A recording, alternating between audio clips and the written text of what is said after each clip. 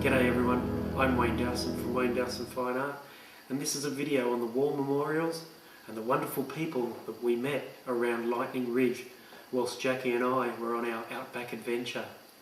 Now the main part of this video is on a wonderful Aussie bloke by the name of Norm Jones, who helped create one of the most beautiful war memorials that I've ever seen. Jackie and I visited the Lightning Ridge RSL sub-branch.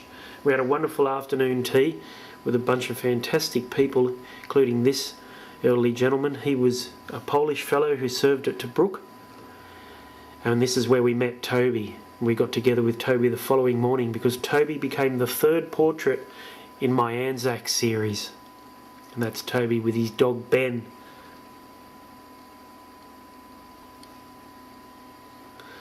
And that's the Lightning Ridge War Memorial, the main street of Lightning Ridge. And the following day we headed out to visit Norm Jones. And Norm lives, or he mines, 70 kilometres out from Lightning Ridge. When it gets too hot, all these fellas leave and they go back home. Most of them have homes by the coast. But they have their little plot of land here that they mine, right out there in the middle of nowhere. And not only did Norm help create a wonderful war memorial with the help of the community, but he also has a fantastic war museum. Here's Norm to tell us all about the war memorial. So it was 2002 that the memorial initially started. Yeah. And it was... No, prior to that, this memorial's been here since 2002. Yeah, but right. before that... Prior to that. So it was Acker, wasn't it? Acker and Redbeard. And Redbeard. So and they got Acker... together. They didn't want to... Redbeard was the one that said he didn't want to get up for dawn. Yeah. Bugger that. So he put a... We'll wear sunnies. We'll wear our sunglasses. Wear sunglasses. So it was Acker and Redbeard that had the first year of the memorial. Yeah. Then the next year there were 4 people, including those 2 fellows. Yeah. And then the next year there was 8. 8. And then after that it started snowballing. Yeah. Okay. And then the memorial was moved here in 2002. Yeah. But it was initially on Acker's lease, is that right? Originally it was outside the pub. Outside the pub. Where that this one down here. flagpole is. Yeah, today. okay, right, okay. Outside the pub, which is called the Sheepyard Inn. Yeah, right, yeah, okay. Yeah. And Acker knew he was crook. And that pine tree we have is actually a lone pine, which was donated and planted by Vet Track from Queensland, and we planted it in a half a plastic 44-gallon drum so that we could move it once we found the original the site for the memorial to go in. Yeah. Wow.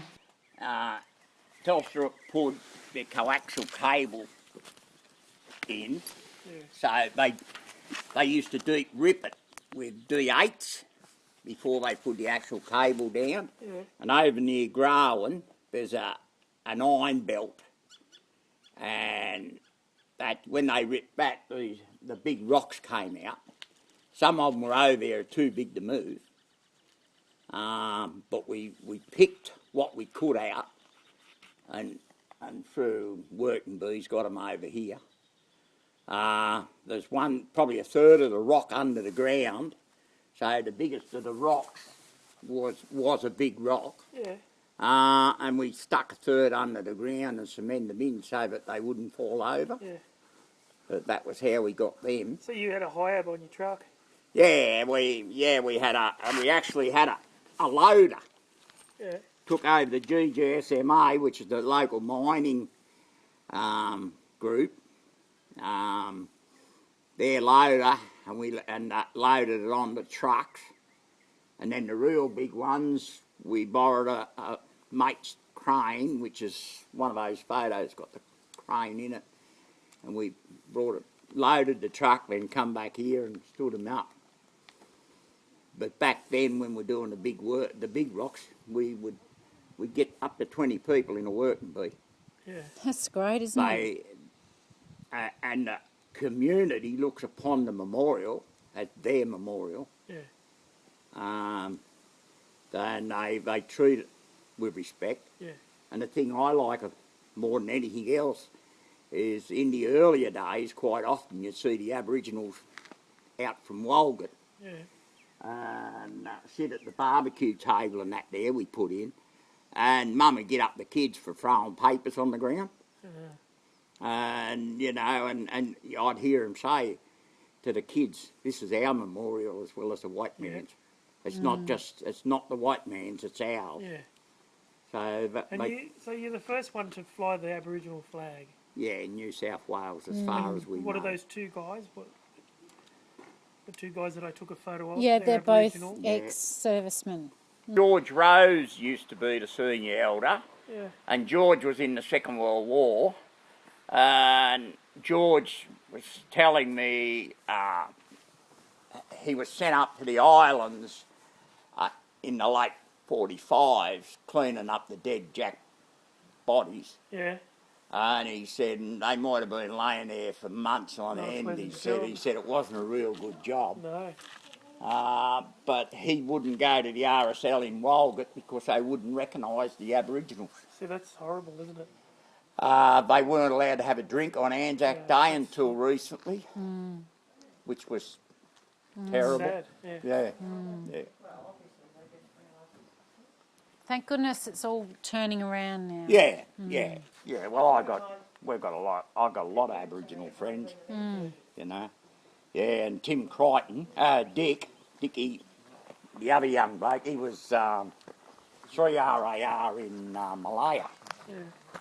He did a stretch in Malaya. He left the army in 64. And he said, I wasn't sorry to leave in 64 because Vietnam started hotting up after that. So, yeah, but nice blokes. Now, what about your story, Norm? Can we get your story? Oh, it's not a great story to it. You want to give it to us? Or you don't have to. Oh, I joined the army in 64. Yeah. Went to Vietnam in 65.